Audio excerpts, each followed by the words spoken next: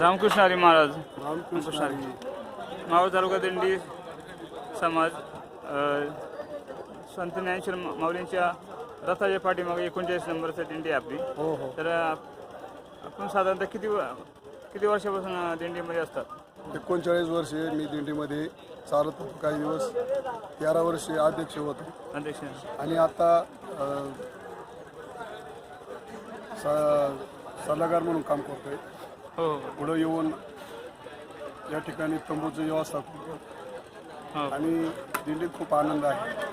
हो बरं. पूर्वी काही म्हणजे गैरसोय असायची ना पूर्वी? हो, पूर्वी बरीच होत होती, पण आता सगळं समृद्ध आहे. आता सगळ्या व्यवस्था आहेत. पहिले लाईट नव्हती, आता लाईट आली. पहिले सुविधा नव्हत्या, गाड्या नव्हत्या, टँकर होते पाण्याचे. पाण्याचा टँकर एक असल्यामुळं महिलांची पुरुषांची अडचण व्हायची. पण आता 2 टँकर असल्यामुळं एक टँकरवर महिला आंघोळ करतात, एक टँकरवर पुरुष आंघोळ करतात. आणि दिंडी निघायच्या अगोदर सगळ्या वारकऱ्यांची आंघोळी होऊन वारकरी अगदी गंध लावून तयारीत असतात.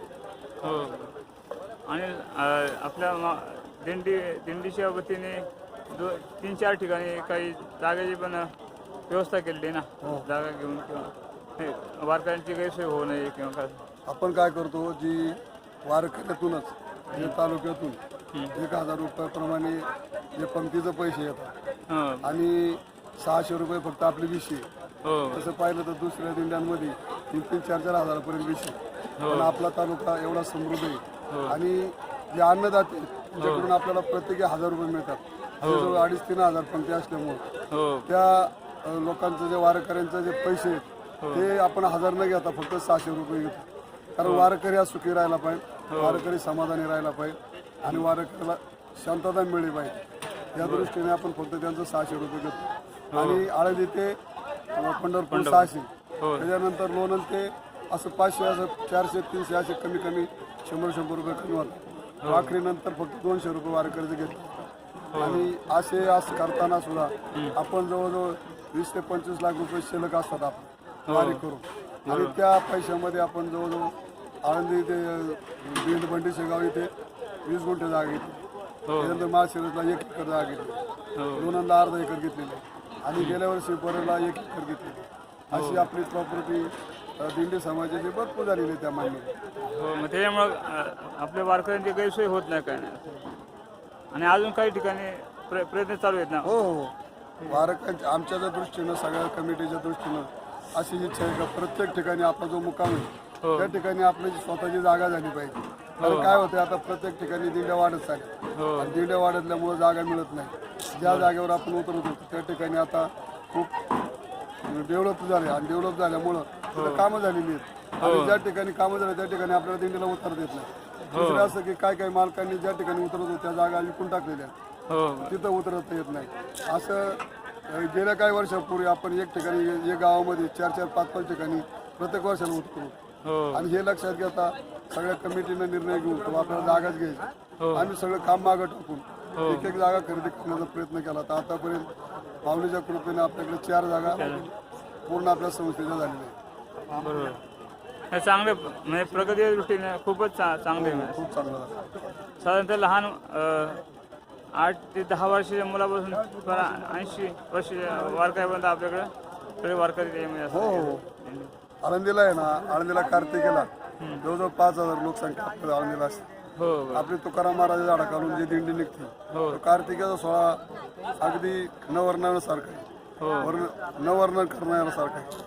कारण त्या ठिकाणी कार्तिकी झाडा घालून जी दिंडी निघते ती आळंदीपर्यंत 4 दिवस पहिला मुक्काम असतो कामशेतला, रस्ता झाडाखाली असतो. आणि पहिला मुक्काम कामशेतला असतो, दुसरा तळेगावला असतो, तिसरा दिवला असतो आणि 4थ्या दिवशी दशमीला आपली पालखी दिंडी सोहळा आपला आळंदीत येतो. आणि दशमी, एकादशी, द्वादशी आणि 3ऱ्या दिवशीला समाधी सोहळा करून आपला सोहळा परत करतो. अशा 4-5 दिवस अगदी आनंदात वारकरी भजन नामस्मरण करीत आळंदीला जातात आणि आळंदीतून परत घरी जातात. असा उत्तम प्रकारचा आपला दिंडी समाजाचा सोहळा आहे. जर सोहळा पाहिला तर लोकांची दृष्टी लागेल असा सोहळा आपला आता आपल्याला पाहायला मिळतो. बरोबर. आणि आपण ह्या पंढरपूरच्या वाटेवरती काही मुक्कामामध्ये आपण प्रवचना किंवा कीर्तनाची सेवा काही नवीन आणि जे निष्ठावंत वारकरी त्यांची ठेवलेली आहे. हो, ही अशी ठेवलेली आहे.